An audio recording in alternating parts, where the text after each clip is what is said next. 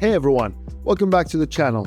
If you're new here, I'm Wasim Larousi, and today we're diving into an exciting development in the biotech world. We're talking about Autolus Therapeutics, ticker symbol AUTL, a company that is in the field of immuno-oncology. Let's get into what Autolus is all about, who's leading the charge, and the drug they're looking to get approved by the FDA in less than a month from now. Let's go.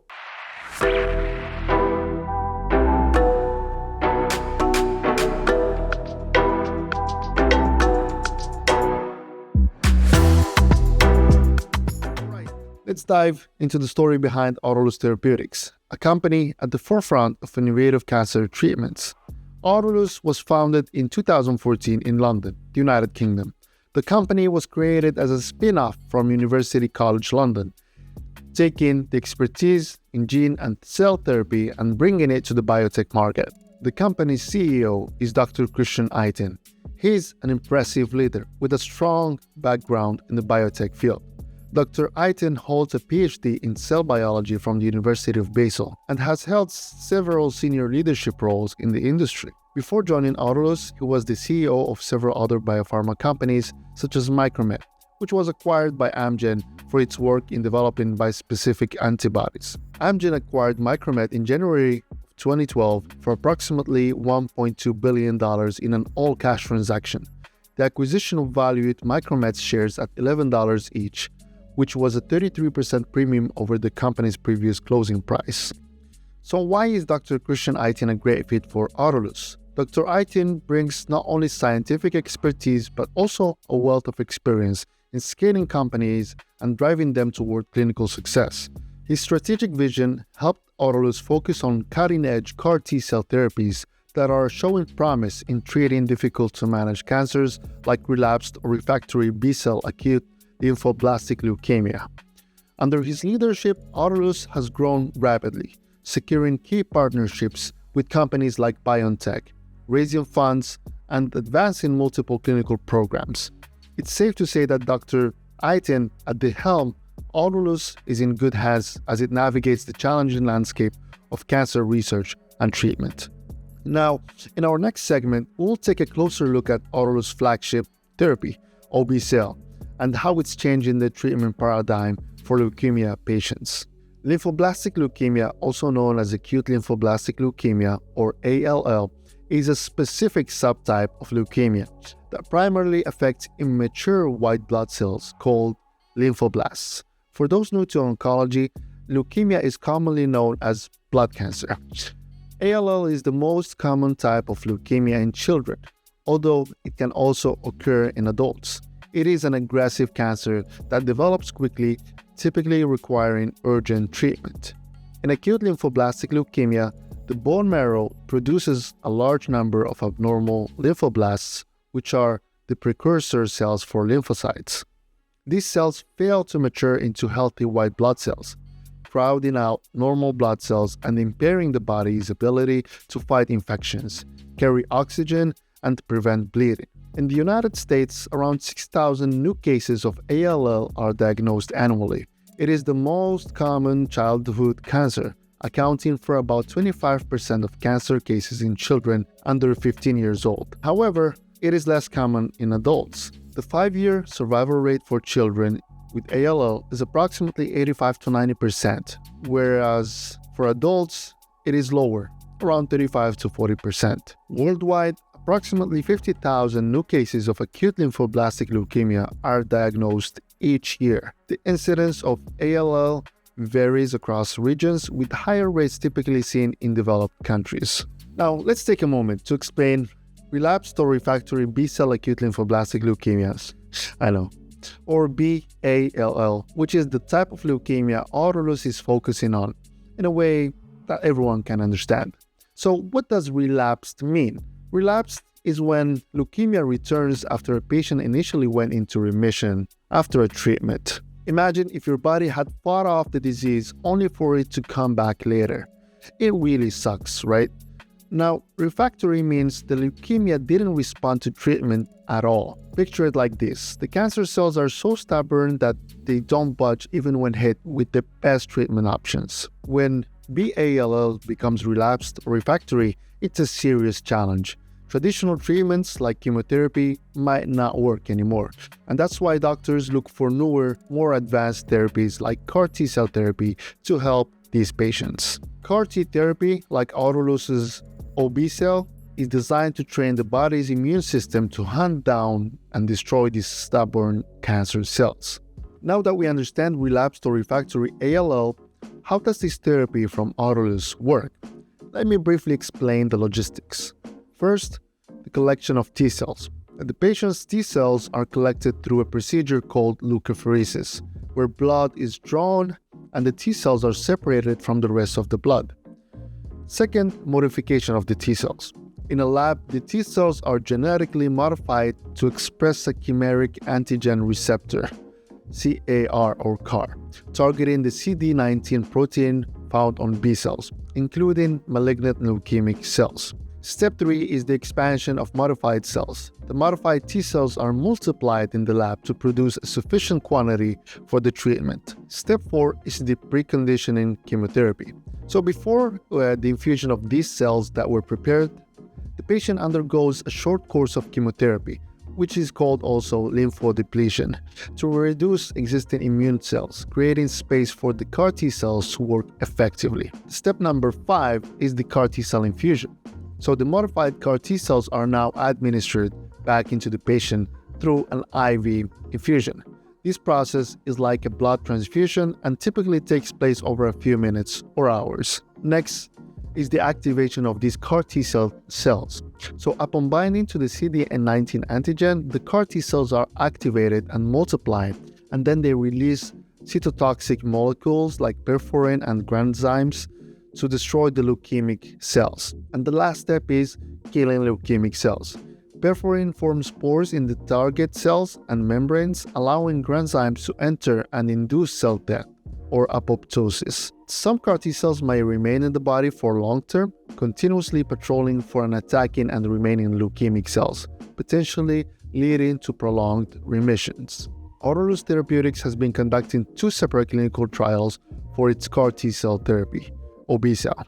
One trial is focused on adult patients with relapsed refractory B-cell, acute lymphoblastic leukemia, and the other targets pediatric patients with the same condition. Therapy has shown promising results in targeting CD19 positive B cells in both groups. The upcoming PDUFA decision in November 2024 is specifically for the adult version of Obe-cel, which could lead to the FDA approved for treating adult ALL patients. The approval of Obe-cel for adult ALL patients would be a significant milestone for both patients and Autolus. For patients, it would offer a new, highly targeted treatment option, potentially improving survival rates and long-term remission. For Autolus, the approval would validate their innovative technology, open doors for commercial success, and position them as a leader in CAR T therapy. It would also likely boost their stock value and attract further investment for additional trials and therapies. Now, there are already 2 drugs in the market targeted to treat ALL. The first one is Kymriah, a Novartis drug that was FDA approved in 2017. And the second is Tecartus, a Gilead Science drug that was FDA approved in 2020. But how do they compare to Obe-cel? Obe-cel has shown great promise in clinical trials, particularly for adults, because it aims to reduce relapse rates and keep leukemia under control for longer periods of time. One of its standout features is its ability to maintain long-term remission by limiting excessive T-cell activation, which can help avoid relapse. Kymriah has shown very high remission rates, especially in pediatric and young adult patients, but in adults, the results are a bit more mixed. One issue with Kymriah is the potential for CD19 negative relapse, where the cancer cells lose the CD19 target, allowing them to escape the CAR T cells. Tecartus is strong when it comes to complete responses in adults, but like Kymriah, there is a risk of early relapse and treatment resistance, which limits its long-term effectiveness for some patients. Now let's talk about safety, because with CAR T cell therapies, it's not just about effectiveness, it also is about managing side effects. There are 2 major side effects to consider for CAR T therapies. One is cytokine release syndrome, or CRS, which is an inflammation that can lead to fever, low blood pressure, and difficulty breathing. In serious cases, it can affect organs and become life-threatening, requiring immediate medical treatment. And second is neurotoxicity, or in simpler terms, it's when the immune system's activity harms the brain or nerves, leading to symptoms like confusion, headaches, difficulty speaking, seizures, or loss of consciousness. Now, let's compare these drugs' management of these two side effects. Obe-cel has been engineered with safety in mind. It has a fast off rate, meaning the CAR T cells don't stay activated for too long. This reduces the chances of severe side effects like cytokine release syndrome and neurotoxicity. In the clinical trials, Obe-cel had lower rates of these side effects compared to the other two CAR T therapies. While Kymriah is effective, it's also known for causing higher rates of CRS and neurotoxicity, especially in adults. There are established management protocols, but it can still be a challenge for some patients to handle these intense side effects. Tecartus tends to have even higher rates of neurotoxicity than Kymriah, particularly in adults. CRS is also common, but can generally be managed. And last but not least, persistence. Persistence refers to how long the CAR T cells stick around and keep fighting the cancer. Obe-cel stands out here too. Its design allows for the CAR T cells to last longer without burning out, which means fewer relapses and more sustained remissions. Kymriah's persistence can vary. For some patients, the CAR T cells last months, but in others, their levels drop, which can lead to relapse. Tecartus has good persistence initially, but there's a higher chance of an early loss of CAR T cell activity, which can result in shorter remissions. So to sum it up, Obe-cel offers a more favorable safety profile, especially when it comes to reducing severe side effects like CRS and neurotoxicity, while still providing sustained CAR T cell activity and long-term remissions. Kymriah and Tecartus are both proven therapies with strong efficacy, but they come with higher risks of toxicity and may have less persistence over time compared to Obe-cel. Now that we have some understanding of the science behind Obe-cel and the competing treatments, let's get to the fun part. Let's talk money. In terms of earnings, Autolus remains a pre-commercial company, meaning it's not yet generating significant revenue from sales. As of the second quarter of 2024, Autolus reported a strong cash position. The company had approximately $707 million in cash and cash equivalents. This gives them a solid runway to continue funding their clinical trials and push towards commercialization of Obe-cel, particularly in adult ALL. On the debt side, Autolus has been managing their finances carefully, with $284 million in long-term debt on the balance sheet. This is crucial for a clinical stage company because too much debt can strain resources and limit their ability to invest in future research or handle potential setbacks. Autolus expects their current cash reserves to fund operations well into next year, which is an encouraging sign as they advance Obe-cel through further trials and prepare for potential commercialization, which is indeed capital intensive. Now, let's take a closer look at Autolus Therapeutics expenses as of Q2 2024. For clinical stage biotech companies like Autolus, operating expenses are a key indicator of how much they're investing in research and development and their pipeline development as well, which often leads to high spending, also shows commitment to advancing their therapies. Research and development is typically the largest expense for biotechs, and for Autolus, this is no exception. In Q2 2024, they reported research and development expenses of around $36 million. General and admin costs, which include expenses like personnel, legal fees, and overhead, amounted to approximately $22 million in Q2 2024. In total, Autolus operating expenses for Q2 2024 were around $58 million, and this is combining both research and development and general and admin costs.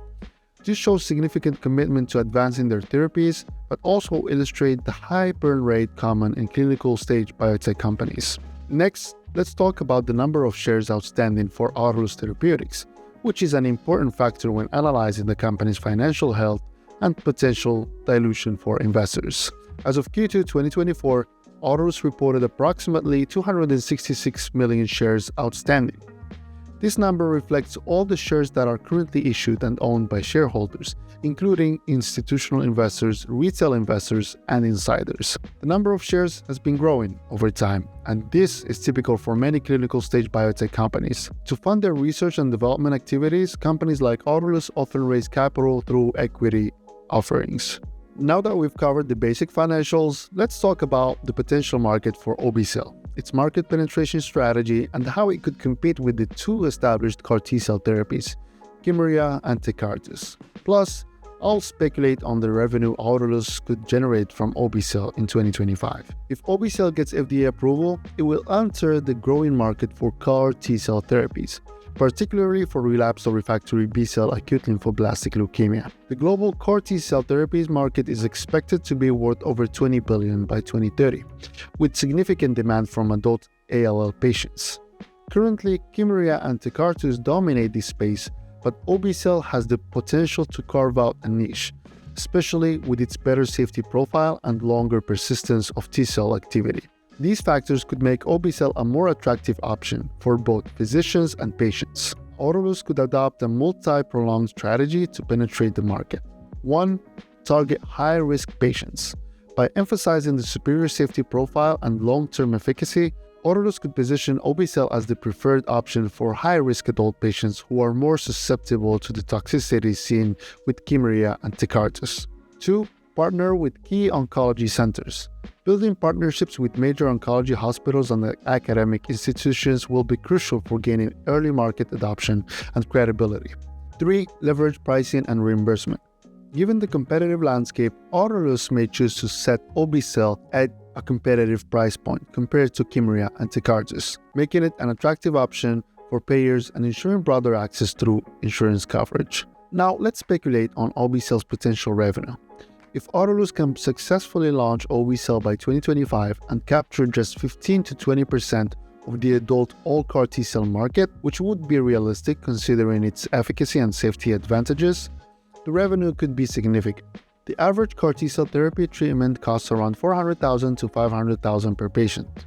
If Obe-cel treats approximately 1,500 to 2,000 patients in 2025, that would result in projected revenue of between $600 million to $1 billion. This assumes Autolus gains market traction, of course, and overcomes the challenges posed by the well-established Kymriah and Tecartus. Of course, the exact revenue figures will depend on factors like pricing, market competition, and adoption rates, but even with conservative estimates, Obe-cel could become a major revenue driver for Autolus. Now that we've discussed the potential market and revenue for Obe-cel in 2025, let's have fun and just speculate on what could mean for Autolus stock price. Keep in mind that this is a speculative exercise, but it can provide some insight into how Obe-cel's approval could impact the company's valuation. As we estimated earlier, Obe-cel could potentially generate between $600 million and $1 billion in revenue by 2025 if it captures a reasonable market share. In biotech, companies are often valued based on a price-to-sales ratio, especially for those transitioning from research and development to commercial stage. For CAR T-cell companies, price-to-sales ratio between 5 and 8 is reasonable, given the high growth potential of the industry. Let's speculate using a mid-range price-to-sales ratio of 6. Based on the $800 million revenue and the 6 price-to-sales ratio, that gives us about $8.4 billion valuation for Autolus. As of Q2 2024, Autolus has approximately 266 million shares outstanding. Given the projected valuation of $4.8 billion, here's how we calculate a speculative fair share value. We take the $4.8 billion and we divide it by the number of outstanding shares, and that gives us an $18 per share. This share price would reflect Obe-cel's success in achieving significant market penetration by 2025 and assumes a successful commercialization phase. However, we also need to account for the fact that Autolus will be spending a significant portion of its current cash reserve on research and development and commercialization efforts for Obe-cel. This would likely lead to further equity raises or additional dilution to fund these activities. Let's assume the share count increases by 20% due to future financing, raising the total number of shares outstanding to around 319 million shares by 2025. Here's how the adjusted fair share would look like. 4.8 billion divided by 319 million shares is equal to $15 a share. With these factors in mind, a speculative fair share price for Autolus for 2026 based on Obe-cel's success could be in the range of $15 to $18 per share. This estimate reflects the significant impact Obe-cel could have on a company's valuation, while also considering potential dilution and the capital required for commercialization. So, that's the story of Autolus. Do you think Obe-cel could be the game changer that puts them on the map? Or is the CAR T-cell therapies field too competitive? I would love to hear your thoughts in the comments below. Also, let me know what other biotech companies you're keeping an eye on. Let's get a conversation going. And if you've enjoyed this video, don't forget to like and subscribe for more biotech insights. Thanks for watching, and I'll see you in the next one.